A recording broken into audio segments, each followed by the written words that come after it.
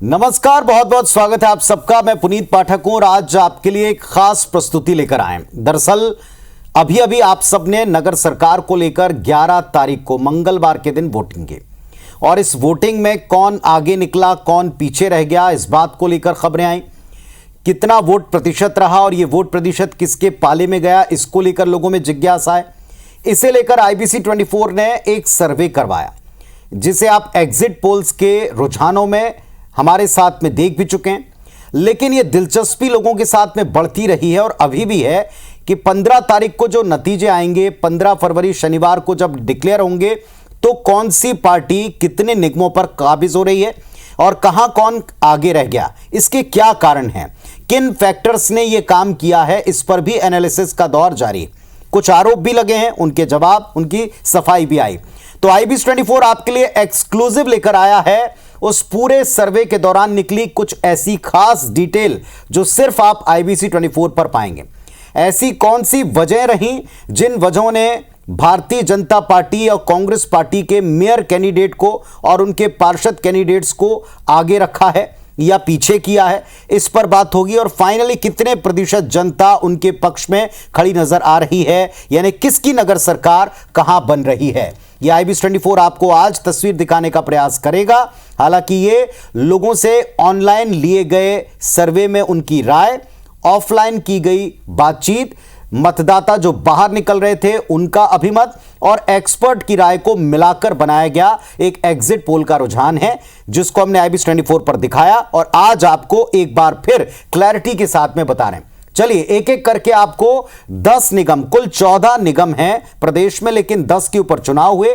10 में से एक निगम में वैसे ही कांग्रेस पार्टी चुनौती से बाहर हो गई, वो था धमतरी नगर निगम।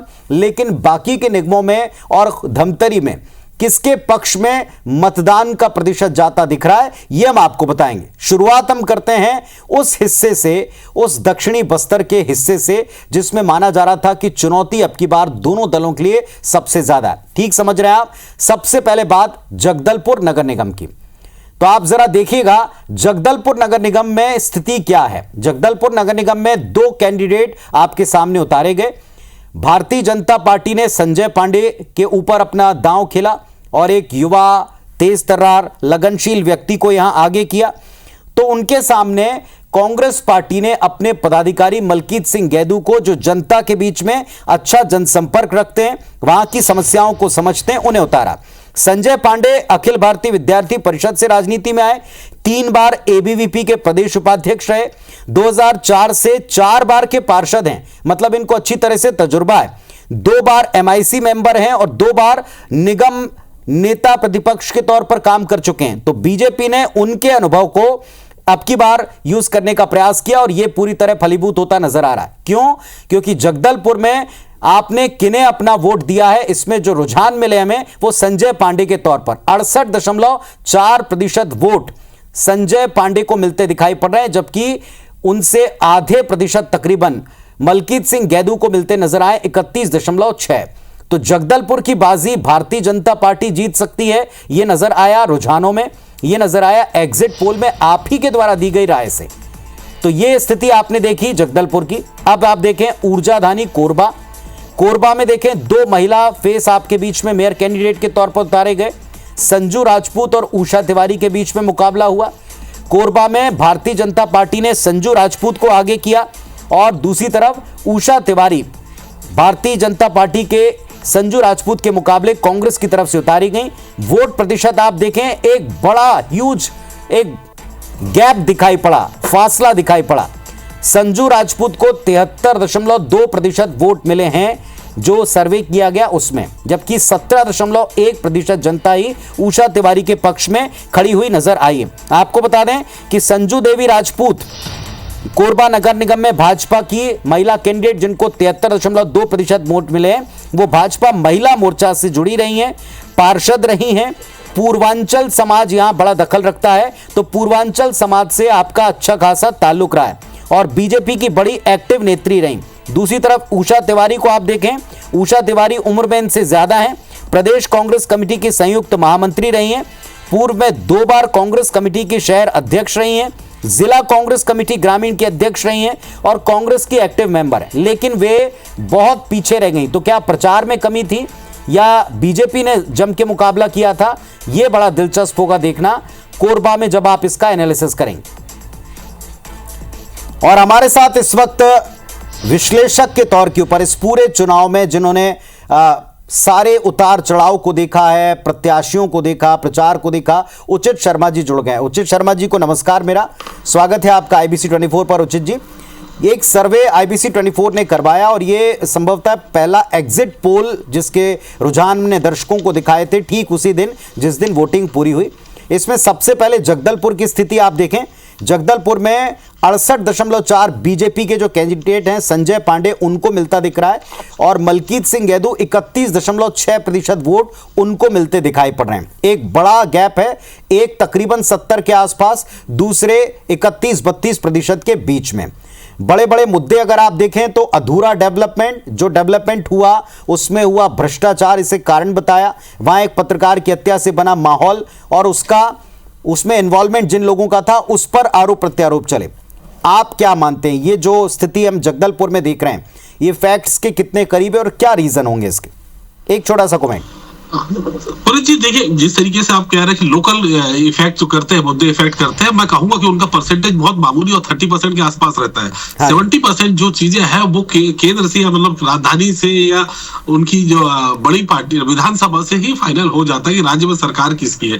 तो 70% मुद्दे वो होते हैं कि जो विधानसभा कैरी फॉरवर्ड करती है आपके तीसरी सरकार, जो कहूंगा कि तीसरे इंजन की सरकार को, जो नगर की सरकार को, वो वहां से गवर्नेंस भी होती है, मुद्दे भी गवर्नेंस होते हैं, मैनिफेस्टो भी ऑलमोस्ट वही होते हैं और वही की आइडियोलॉजी जो है वो कैरी फॉरवर्ड होकर नगरीय निकाय तक जाती है।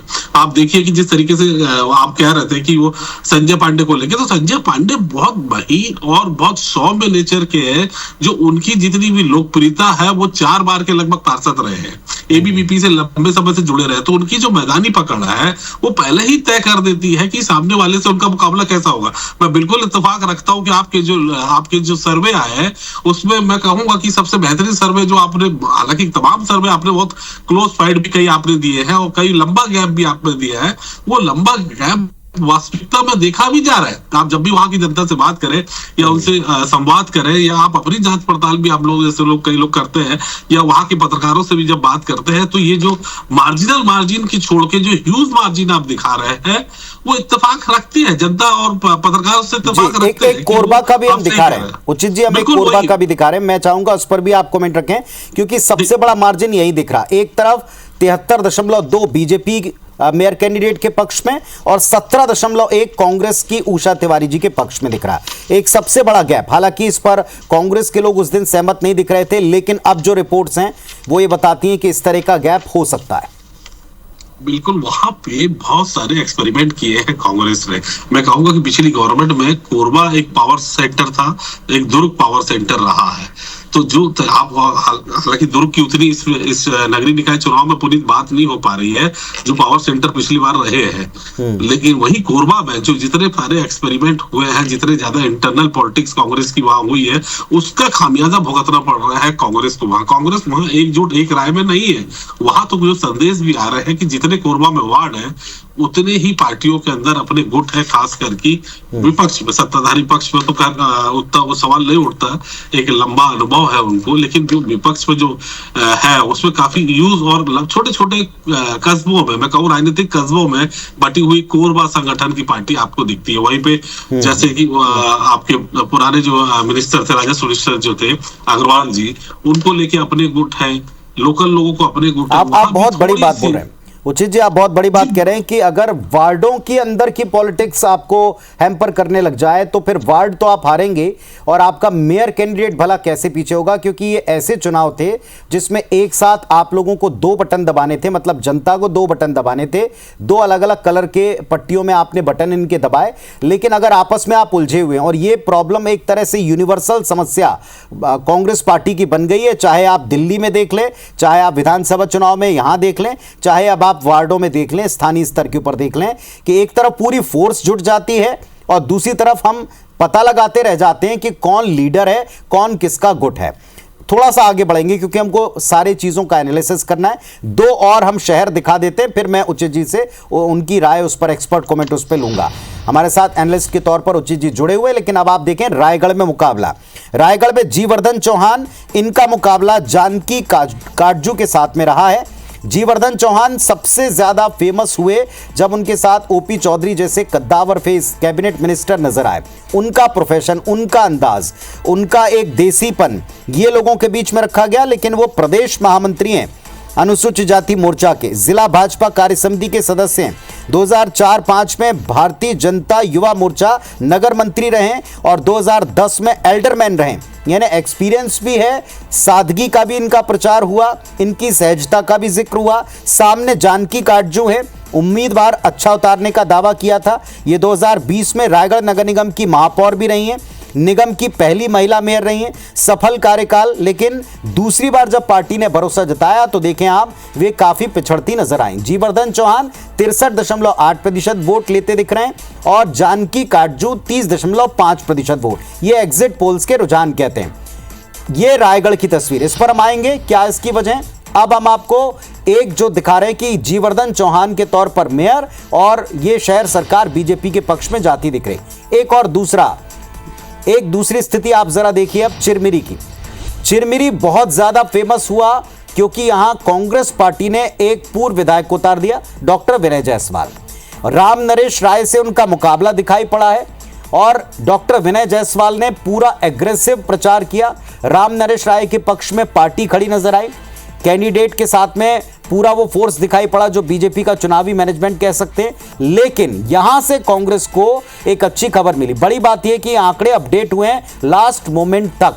राम नरेश राय को 44.2%, जबकि डॉक्टर विनय जायसवाल को तकरीबन 51.9% एग्जैक्टली ये मत मिलते दिखाई पड़े। तो चिरमिरी एक भारतीय जनता पार्टी के लिए थोड़ा सा मुश्किल हो सकता है और कांग्रेस पार्टी के लिए एक बेहतर उम्मीद का केंद्र बना हुआ है। 15 तारीख को क्लियर हो जाएगा कि ये जो आप लोगों ने हमें अपने सर्वे के दौरान मत दिया है, क्या एग्जैक्टली ऐसा ही पोल भी हुआ है। फिलहाल हमारे साथ उचित जी जुड़े हुए हैं, उनसे हम इन दोनों चीजों की बात करते हैं। रायगढ़ को लेकर पहले बात करेंगे। जीवर्धन चौहान के पक्ष में आप क्या चीज देखते हैं, क्योंकि उन्होंने बहुत अच्छा स्कोर करते हुए नजर आ रहे हैं, और जानकी काटजू जिनको एक्सपीरियंस था वो कहां पीछे रह गए।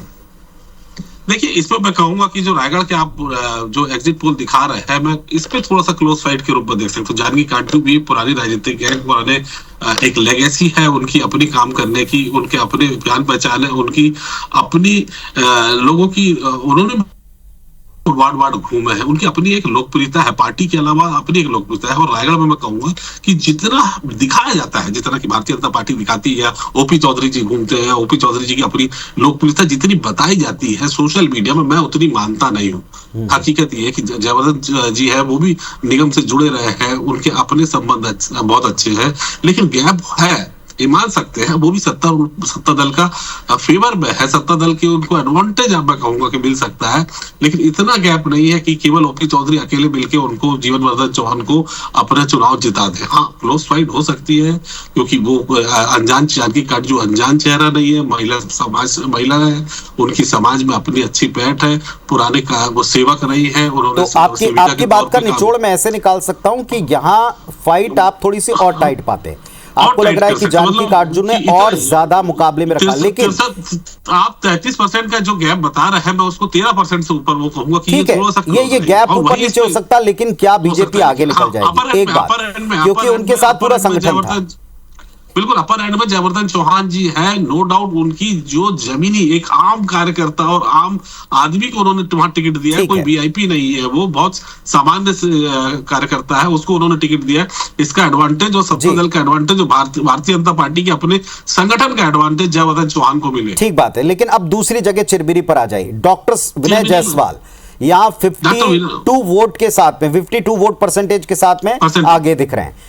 बहुत नेक टू नेक फाइट आप उसको देख सकते हैं, लेकिन एडवांटेज यहाँ पे डॉक्टर विनय जायसवाल और उनकी पत्नी, क्योंकि 10 साल से इन लोग पति पत्नी दोनों ही जो है वो एक पब्लिक लाइफ जी रहे हैं, पब्लिक के साथ है। विनय जायसवाल जब उन्होंने 2018 में उनको टिकट मिली, उसके 5 साल पहले से वो जमीनी स्तर पे अपनी डॉक्टरी छोड़ के अपने क्षेत्र में उस तरफ मेहनत कर रहे थे, चाहे वो चिरमिनी हो चाहे वो मनेनगढ़ हो, वो दोनों वहां पे उस जगह पे अपनी मेहनत कर रहे थे। तो 10 साल से मैं कहूंगा कि पति पत्नी अपने सार्वजनिक जीवन में वहां है, तो उनके अपने संबंध है, अपना नेटवर्क है, पार्टी के अलावा इनके खुद के व्यक्तिगत संबंध है। और दूसरी चीज, ये बहुत अच्छी बात आपने बताई और क्लैरिटी दी है कि दोनों पति पत्नी और एक पढ़े लिखे होने का भी एक फायदा मिलता है, जिस अंदाज में आप प्रोफेशन में होते हैं, एक इज्जत उस प्रोफेशन को मिलती है। तो क्या ये आगे ले जाएगा और ये नेक टू नेक फाइट क्या पलट जाएगी नतीजों वाले दिन, या एग्जैक्टली ऐसे सामने आएगी, ये थोड़ा देखेंगे। मैं थोड़ा सा और जल्दी करूंगा। अब हम आपको 3 जगह, और तीनों बड़ी इंटरेस्टिंग है उचित जी, ये मैं चाहूंगा उचित जी भी देखें और तमाम लोग भी याद कर लें। अंबिकापुर का मुकाबला आप देखिए। मंजूषा भगत 53 साल की हैं, बीए क्वालिफिकेशन रखती हैं, भाजपा महिला मोर्चा जिलाध्यक्ष रही हैं, भाजपा सरगुजा जिला उपाध्यक्ष अभी भी हैं, नगर निगम की सीनियर पार्षद है। उनका मुकाबला डॉक्टर अजय तिर्की के साथ में हुआ, जो 2 बार अंबिकापुर निगम महापौर रहे हैं, चिकित्सक के तौर पर विख्यात हैं। 2023 विधानसभा चुनाव में रामानुजगंज से चुनाव आ रहे। अब इन दोनों के बीच में इतना टाइट मुकाबला कम से कम इस सर्वे में दिख रहा है कि मंजूषा भगत को 49.6 और डॉक्टर अजय तिर्की को 50.4, एकदम नेक टू नेक फाइट। और ये कहीं भी जा सकता है, ये किसी भी दिशा में हो सकता है, या हो सकता है इसी तौर पर इसी मार्जिन के साथ में आपको नजर आ जाए। फिलहाल ये ऑनलाइन सर्वे, ऑफलाइन सर्वे और एक्सपर्ट्स की राय पर बना हुआ है। अब आते हैं एक और राजनीतिक तौर पर पॉलिटिकली एक्टिव दुर्ग नगर निगम की तरफ। यहां भी 2 महिला फेसेस, एक तरफ अलका वाघमार, दूसरी तरफ प्रेमलता साहू जी। एक तरफ समाज का बल साहू समाज के तौर पर, और दूसरी तरफ अलका वाघमार जी, उनका एक्सपीरियंस और पूरा संगठन का मिलकर चुनाव लड़ना। मुद्दे क्या रहे? पार्किंग जैसे एकदम बेसिक मुद्दे। अब की बार नया क्या हुआ? नया ये हुआ कि वहां अल्टीमेटम दिया व्यापारियों ने कि अगर आप हमारी पार्किंग की समस्या को सॉल्व करेंगे तो ही वोट लेने आए। अब आप देखें कि नतीजा किस तरह का दिख रहा है। अलका वाघमार एक छोटे से मार्जिन से आगे दिख रही है, 4% का अंतर है। अलका वाघमार 52% वोट लेते दिख रही हैं और 48% प्रेमलता साहू के पक्ष में जाता दिख रहा है। दोनों पॉलिटिकल फैमिली से आते हैं, दोनों के साथ पॉलिटिकल फोर्स लगे दिखाई पड़ते हैं। ये एक तरीके का एडवांटेज बीजेपी की अलका वाघमार को दिखा है, क्योंकि विजय बघेल जी ने उनके लिए पूरी तरह से जोर लगाया। ऐसा बताया गया वे परिवार के निकट करीबी सदस्यों में से एक हैं और इसीलिए संभवतः ये 4% का गैप है। लेकिन क्या ऐसी तस्वीर बनेगी, ये देखना होगा। अब आते हैं एक और राजनीतिक तौर पर बड़ा चर्चित राजनांदगांव नगर निगम। यहां पर भारतीय जनता पार्टी ने मधुसूदन यादव को टिकट दिया, तो कांग्रेस पार्टी ने यंग फेस निखिल द्विवेदी को आगे किया। हालांकि ये मुकाबला किस तरफ गया, ये भी आप अभी देख लीजिए टीवी स्क्रीन के ऊपर। मधुसूदन यादव बीजेपी के सीनियर लीडर हैं, डॉक्टर रमन सिंह जी के बेहद करीबी हैं, उनके लिए कई बार त्याग बलिदान करने जैसी बातें पूरा क्षेत्र जानता है। साथ ही साथ महापौर रह चुके हैं, सांसद रह चुके हैं, और डॉक्टर रमन सिंह जी का पूरा परिवार, स्पेशली उनके बेटे अभिषेक सिंह जी ने उनकी पूरी कैंपेनिंग को एक तरह से लीड किया था। निखिल द्विवेदी वर्तमान में प्रदेश सचिव हैं, छत्तीसगढ़ प्रदेश कांग्रेस कमेटी के पूर्व प्रदेश महासचिव हैं, युवा कांग्रेस के एनएसयूआई के राष्ट्रीय सचिव हैं। और आप देखें कि वोट परसेंटेज में ये फर्क साफ देख सकते हैं आप। एक तरफ डॉक्टर रमन सिंह पूरी बीजेपी और इतना एक्सपीरियंस रखने वाले मधुसूदन यादव, हर तरह के सदन का एक्सपीरियंस, वो 70.6% वोट के साथ दिख रहे हैं, और निखिल द्विवेदी 29.4% वोट के साथ। आइए अब तीनों के ऊपर बात करते हैं। शुरुआत करते हैं जो सामने परिस्थितियां दिखाई पड़ रही उसके साथ में। क्या कहेंगे उचित जी, इन तीनों निगमों के बारे में आपकी क्या राय? सबसे पहले अगर हम राजनांदगांव ही हम टीवी पर दिखा रहे हैं स्क्रीन पर, तो जरा वहीं से शुरुआत कर ले। क्या मानते हैं आप ये गैप? देखिए, राजनांदगांव में जिस तरीके से एक सीनियर लीडर, मैं कहूँ मधुसूदन यादव, आप सांसद भी रह चुके, मेयर भी रह चुके, फिर से मेयर के लिए फाइट कर रहे एक सीनियर लीडर है, उनकी अपनी अच्छी लोकप्रियता है, प्लस आशीर्वाद है डॉक्टर रमन सिंह का, डॉक्टर रमन सिंह के परिवार का और उनके भारतीय जनता पार्टी के संगठन का। नो डाउट कि छत्तीसगढ़ में यादव समाज के लोगों का अब थोड़ा सा एडवांटेज भारतीय जनता पार्टी दे रही, क्योंकि जिस तरीके से क्वांटिफाइबल डेटा में जिस तरीके से यादव समाज को तवज्जो दी जाने लगी है और यादव समाज को थोड़ा अपर दिया जा रहा है, जिसके कारण भारतीय जनता पार्टी यादव समाज के लोगों को आगे लाना चाहते हैं। मधुसूदन यादव के साथ पर्याप्त लोग हैं, पर्याप्त समझे, अच्छी तादाद में पार्षद आ रहे हैं, बिल्कुल ऐसा ही रह सकता है जी। चलिए मैं अगले निगम अंबिकापुर पर आपको लिए चलूंगा, वक्त बड़ा हमारे पास है। मंजूषा भगत और डॉक्टर तिर्की। मैं इसमें कहूंगा कि जो डॉक्टर तिर्की है उनको 100 में जो डॉक्टर तिर्की के आप 50% वोट दिखा रहे हैं, वो मैं कहूंगा कि आप उनके खुद के हैं। वही आप जाकर मंजूषा भगत के दिखा रहे हैं, वो पार्टी के हैं, संगठन के हैं, सही बात है, और उनके व्यक्तिगत। और ये डॉक्टर अजय तिर्की के खुद के हैं। बस वहाँ ये है कि इस बार जो है मुझे जो लगता है कि पार्षदों में संख्या जो है वो भारतीय जनता पार्टी की ज्यादा आएगी, लेकिन मेयर में जो है मैं बहुत क्लोज फाइट और डॉक्टर अजय तिर्की बाजी मार सकते हैं। टीएस बाबा उन्हें भरपूर सहयोग दे रहे हैं। टीएस बाबा ने ये कहा कि दिलचस्प होगा कि एक डॉक्टर साहब का 2 कार्यकाल जनता ने भारी देखा है, या फिर संगठन की मेहनत और एक महिला फेस, क्योंकि ये भी बड़ा तेज तरार नेता विपक्ष रहते हुए इन्होंने कई सारे मुद्दों पर एकदम फायर ब्रांड नेता की तरह काम किया है मंजूषा भगत ने, तो उसकी तरफ लोगों का रुझान। दुर्ग के ऊपर आप क्या कहेंगे? यहाँ भी 2 लेडीज हैं और एक परिवार की करीबी दूसरी महिला जो है उनकी फैमिली ही ताकत लगाती नजर आई। देखिए वहां पे मैं कहूंगा कि दुर्ग हमेशा से पावर सेंटर रहा है। साहू समाज के मैं कहूंगा कि एक कैपिटल के रूप में इसको मैं देखता हूं, और हमेशा से कोई ना कोई दल एक साहू समाज को तवज्जो जरूर देता है। उसी प्रकार से प्रेमलता साहू जो पॉलिटिकल फैमिली से आती है उनको इंपॉर्टेंस दी गई है। तो यहाँ पे और इससे क्लोज फाइट जो आपने दिखाई है 52 और 48 की, मैं कहूंगा कि आप नेक टू नेक में दोनों में से किसी को भी आप जीतता हुआ देख सकते हैं। ये आप गारंटी के साथ नहीं कह सकते कि हल्का बागबारी वहां जीतेगी। साहू समाज काफी एकजुट होकर संगठनात्मक ढंग से वो आगे बढ़ता है, और वोट भी वो जिस एक ही जगह पे वोट अपने साथ देते हैं। साहू समाज की जो तरीका है, तौर तरीका पिछले चुनाव से आप देखें तो इन पे आप देखें कि आप बिल्कुल क्लोज फाइट के रूप में मैं कहूंगा 15 तारीख को जब उचित जी जुड़ेंगे मेरे साथ में, तो मैं ये देखूंगा और आपसे चर्चा करूंगा क्या साहू समाज का पावर दिखाई पड़ता है, या फिर अलका वाघमार जी और बघेल साहब का, विजय बघेल साहब का, सांसद महोदय का जो उनका संगठन की शक्ति है या लीडरशिप है वो दिखाई पड़ती है। तो अब 2 सबसे इंटरेस्टिंग निगम जिस पर पूरे देश की नजर रहती है उस पर आते हैं, फिर उचित जी की राय इस पर जानेंगे। देखिए आप सबसे पहले आपको देखना है बिलासपुर का मुकाबला।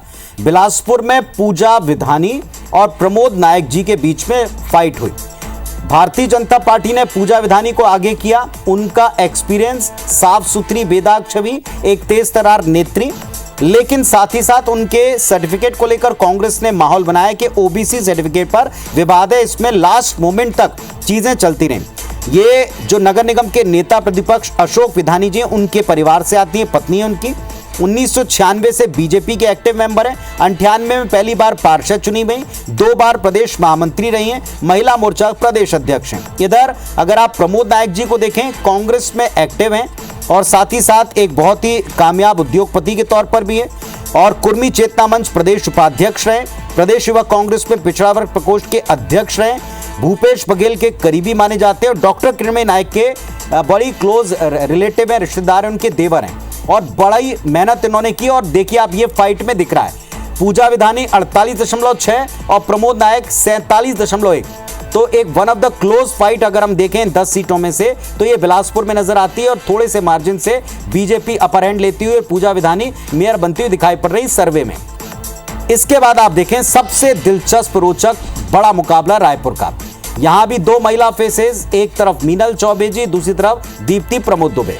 मीनल चौबे जो कि नेता प्रतिपक्ष के तौर पर काम कर रही हैं, दीप्ति दुबे जो प्रमोद दुबे जी की पत्नी है, साइकोलॉजिस्ट है, एक अपना खुद का एक इंस्टीट्यूशन चलाती, लोगों की मानसिक सेहत सुधारने वाला, एक्टिव रही हैं, राजनीतिक परिवार से होने की वजह से लंबा तजुर्बा। लेकिन गैप देखें आप, मीनल चौबे तकरीबन 60% वोट लेती दिख रही हैं और 37.4% वोट दीप्ति प्रमोद दुबे जी के पक्ष में जाते दिखाई पड़ रहे हैं, और इस लिहाज से ये निगम भारतीय जनता पार्टी जीत सकती है, ये दिखाई पड़ रहा है। यानी रायपुर पर मैं कहूंगा दशकों के बाद कब्जा हो सकता है भारतीय जनता पार्टी का, और उसकी फेस होंगी मीनल चौबे जी। मेयर के तौर पर उनका मुकाबला पहले दिन से काफी उनके पक्ष में जाता दिखाई पड़ रहा था। उचित जी के पास आते। उचित जी, शुरुआत बिलासपुर से करिएगा, बताइएगा जरा बिलासपुर को लेकर आपकी क्या राय? देखिए बिलासपुर मैं कहूंगा कि कांग्रेस की हालत थोड़ी सी पतली रहती है कि बिलासपुर ऐसी जगह है जहां पे 3 जन की सियासत, राजनीतिक सियासत मिलती है। एक चरणदास महंत की, भूपेश बघेल की, टीएस बाबा की। ये तीनों अपने अपने दावेदारी करते हैं उस क्षेत्र में, तो बिलासपुर किसका? तो तीनों की दावेदारी के कारण बिलासपुर हमेशा से तकलीफ में रहा है। चाहे वो आप देखिए कि इसके पहले विधानसभा के चुनाव हो चाहे लोकसभा के चुनाव रहे हो, तो इसमें मैं कहूंगा कि जो आप थोड़ा सा परसेंटेज जो आप नायक जी को दे रहे हैं वो अपर एंड का परसेंटेज पूजा विधानी को रहेगा, क्योंकि पूजा विधानी पहले भी इस क्षेत्र से विधायक रह चुकी है और जो पूजा विधानी पे एलिगेशन लगे थे कि कोई लाभ नुकसान नहीं हुआ होगा, वो पूजा के फेवर में कहूंगा। मैं उस तरफ कहूंगा कि पुनीत जी जो कंट्रोवर्सी से जो पूरे छत्तीसगढ़ में जो लोगों के नॉलेज में भी नहीं था कि पूजा विधानी नाम की महिला कोई लड़ रही है, वो उन्हीं के फेवर में जाता हुआ तो दिख रहा है। जो लोगों से समझ में आता है कि पूजा विधानी कौन है और उसने पहले भी उसने पार्षद रह चुकी है, पहले से फाइट कर चुकी है, वो नोन चेहरा है। तो मुझे लगता है कि ये जो उन पे एलिगेशन लगाया गया था वो उनके फेवर में ही जा रहा है। जी, रायपुर पर आइएगा, रायपुर के बारे में आपकी क्या राय? रायपुर में जो आप दिखा रहे हैं वो ऑलमोस्ट बिल्कुल सत्य है और उसी के आसपास ही ये रिजल्ट इसका बैठेगा। मैं समझता हूँ कि दीप्ति दुबे बहुत अच्छी कैंडिडेट है। प्रमोद की जो मेहनत युवा छात्र नेता से वो जुड़े रहे, शहर और समाज में अच्छी पकड़ है उनकी, उसके परसेंटेज। लेकिन जो पिछला कार्यकाल जो रहा, जो बहुत तकलीफदायक रहा, वो नगर कांग्रेस के लिए, जो नगर निगम को तो छोड़िए, वो पूरी की पूरी चारों विधानसभा के लिए। एक फाइनल कमेंट मैं आपका चाहूंगा उचित जी। देखिए, अभी आप टीवी स्क्रीन अगर देखें आईबीसी का, तो इस पे 8-10 में से कुल 10 पर चुनाव हुआ निगमों में और 8-2 का रेशो बनता दिख रहा है। 2 निगम कांग्रेस पार्टी के फेवर में जा सकते हैं मेयर के तौर पर और 8 में कमल खिल सकता है। केवल डॉक्टर विनय जायसवाल और डॉक्टर तिर्की, ये 2 ऐसे क्षत्रप हैं जो ये कमल को यहां पर थोड़ा पीछे छोड़ सकते हैं या कांग्रेस की सरकार बना सकते हैं। इस पर कोई कमेंट, फाइनल कमेंट? मैं पुनीत जी आईबीसी के इस सर्वे के साथ जाना चाहूंगा कि जो 08 और 02 का जो आपने फिगर दिया है वो ऑलमोस्ट मेरे फिगर में भी, हमारे फिगर में भी और हमारी स्टडी में भी वही दिखाता है। ठीक बात है। तो चलिए, ये उचित जी को आप सुन रहे थे। उचित शर्मा जी का स्पष्ट मानना है कि ये जो 8-2 का रेशो ऐसा ही होगा, लेकिन ये इन्हीं निगमों में होगा या किन्हीं और निगमों में, क्योंकि ये सारे रुझान, ये सारे एग्जिट पोल्स आप लोगों से वार्तालाप के आधार पर, जनता से बातचीत के आधार पर होते हैं। और चूंकि लोकल लेवल के चुनाव है तो लोकल सेंटिमेंट्स लोग छिपाते नहीं है, खुलकर बताते हैं। इसलिए मानकर चल रहे हैं कि इस तरह की पिक्चर 15 तारीख को सामने आ सकती है, लेकिन प्रतिशत ऊपर नीचे हो सकता है। तो ये परसेंटेज ऊपर नीचे होगा या एग्जैक्टली ऐसा रहेगा, एग्जैक्ट रिजल्ट आपको पता चलेंगे IBC 24 पर सुबह 6 बजे से 15 तारीख। जुड़िएगा, उचित जी समेत तमाम एक्सपर्ट पैनल हमारे साथ में होगा। फिलहाल यह है छत्तीसगढ़ में 10 निगमों को लेकर के जनता की राय के आधार पर बना एग्जिट पोल और उससे IBC 24 पर एक्सक्लूसिव रुझान। जुड़िएगा 15 तारीख को एग्जैक्ट रिजल्ट्स के लिए। धन्यवाद, नमस्कार।